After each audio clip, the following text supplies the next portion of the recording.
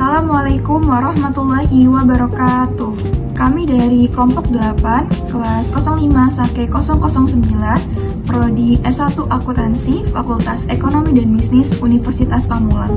Pada kesempatan kali ini, kami akan mempresentasikan materi pertemuan 9 mengenai Activity Based Management untuk mata kuliah Akuntansi Manajemen yang diampu oleh Ibu Indawati SE MMMAK.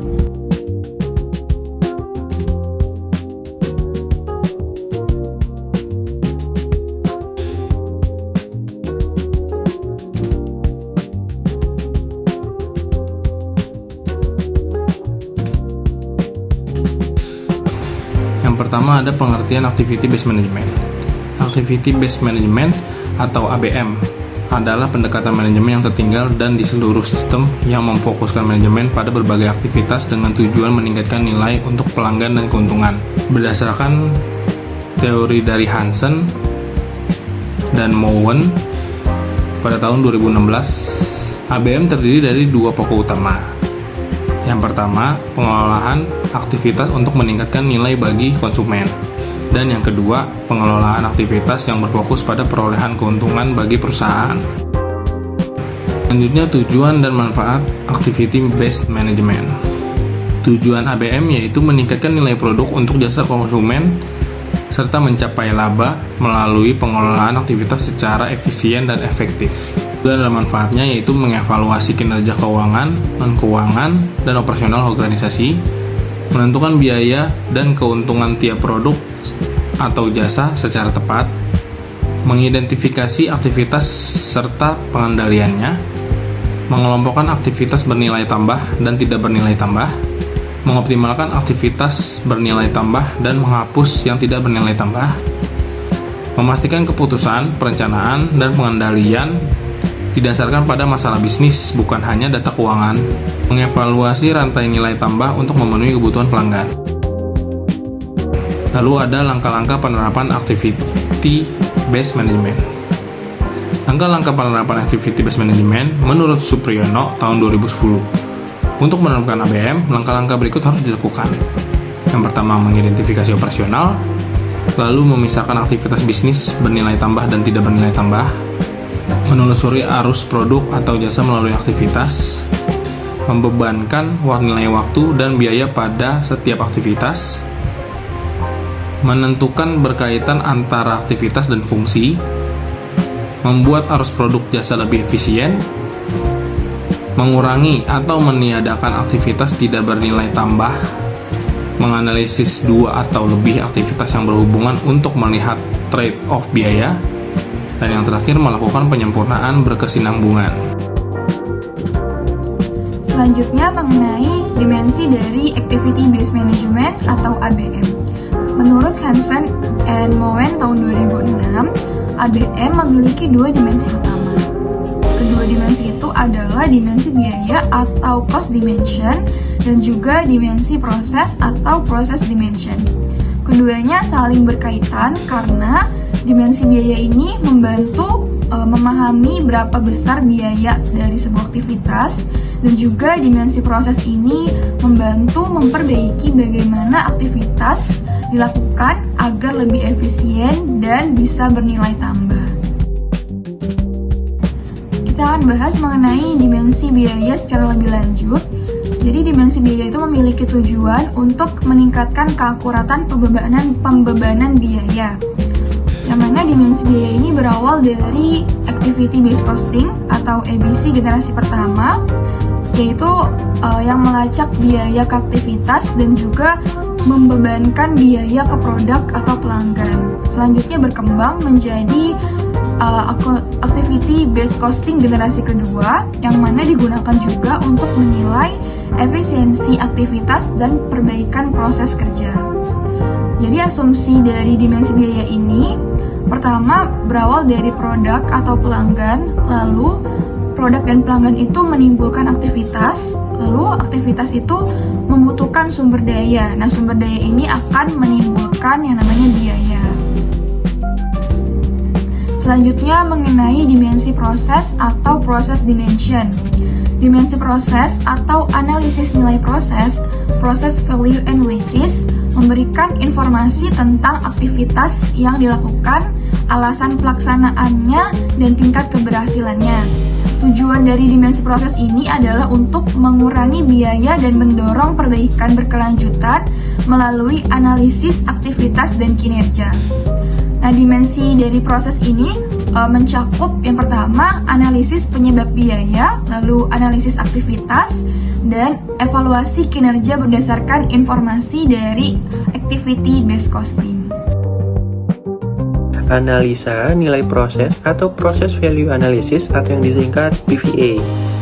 Dalam konsep, menurut Ostrenga dan Probst tahun 1992, PVA merupakan metode untuk memahami perilaku biaya dalam proses produksi dan menemukan akar penyebab biaya agar penentuan biaya produk menjadi lebih akurat dibandingkan metode tradisional. Biaya muncul ketika sumber daya digunakan dalam suatu proses dan besar kecilnya biaya dipengaruhi oleh kompleksitas, rancangan, dan alur kerja proses.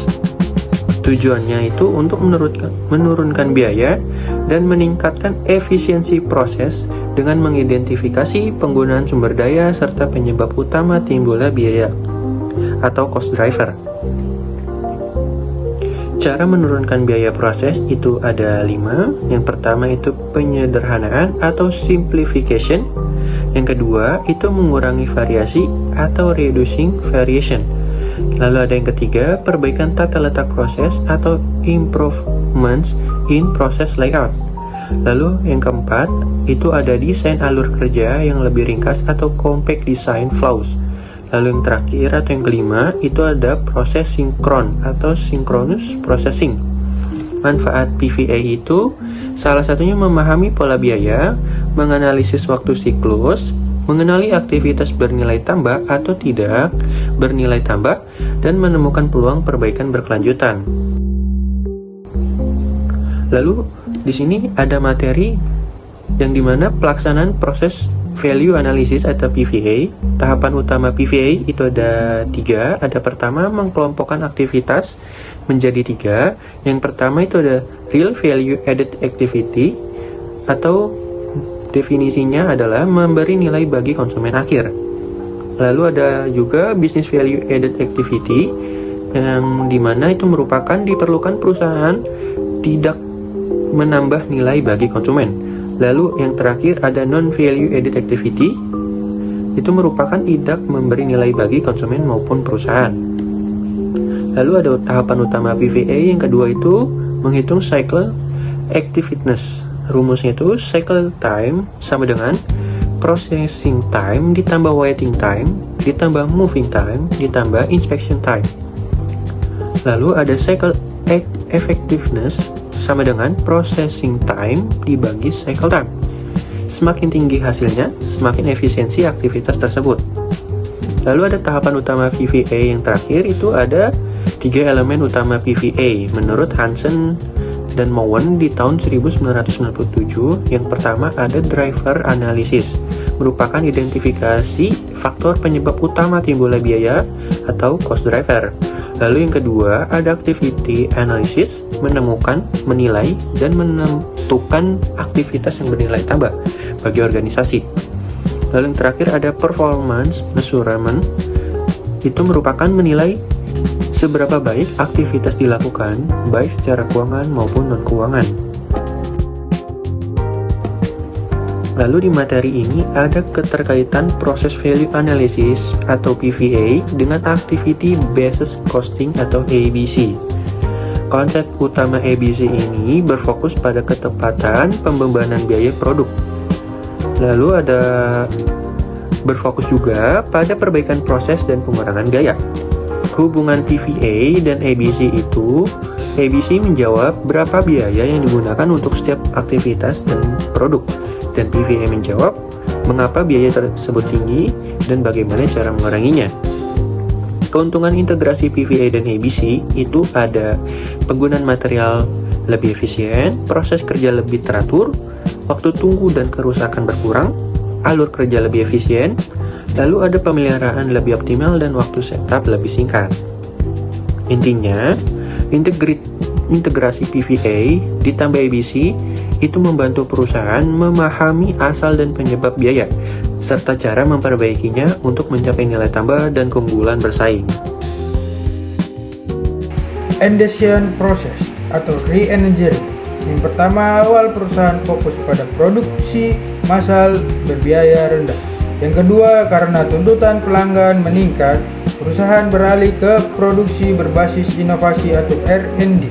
Yang ketiga ada re-engineering, sama dengan pemikiran ulang dan perencanaan ulang proses bisnis untuk meningkatkan kecepatan, biaya, kualitas, dan layanan.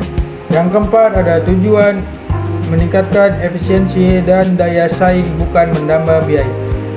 3 konsep utama. Yang pertama ada proses mapping, menggambarkan alur aktivitas dan efisiensi. Yang kedua value analysis, menilai aktivitas bernilai tambah dan tidak.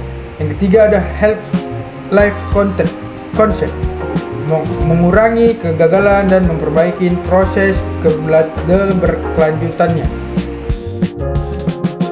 Lanjut, proses cost management atau manajemen biaya proses. PCM adalah proses untuk meningkatkan efisiensi biaya dan kualitas kinerja perusahaan melalui inovasi serta memperbaikan berkelanjutan. Tujuannya agar perusahaan mampu beradaptasi, berinovasi, dan tetap kompetitif dengan pengelola biaya yang efisien.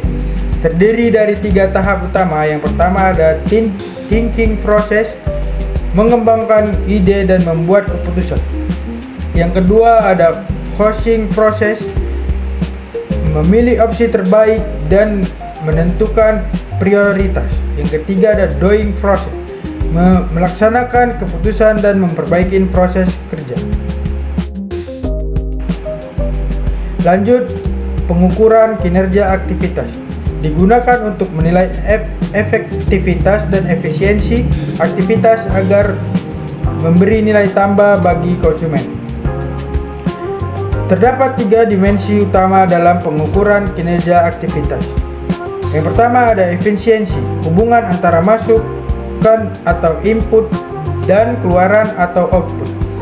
Kedua, kualitas, menilai apakah aktivitas dilakukan dengan benar sejak awal.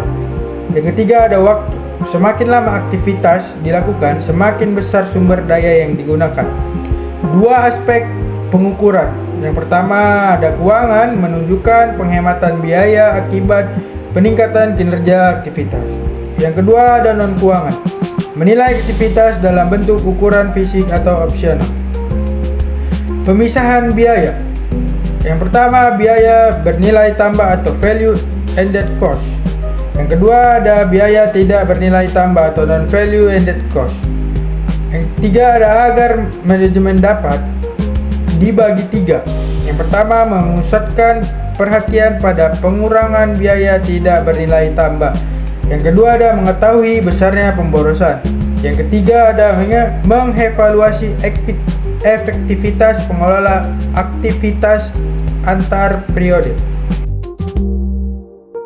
Jadi kesimpulan dari materi pertemuan 9 mengenai Activity Based Management atau ABM adalah bahwa Activity Based Management merupakan pendekatan manajerial yang berfokus pada pengelolaan aktivitas untuk meningkatkan efisiensi biaya, kualitas, dan kinerja proses secara berkelanjutan.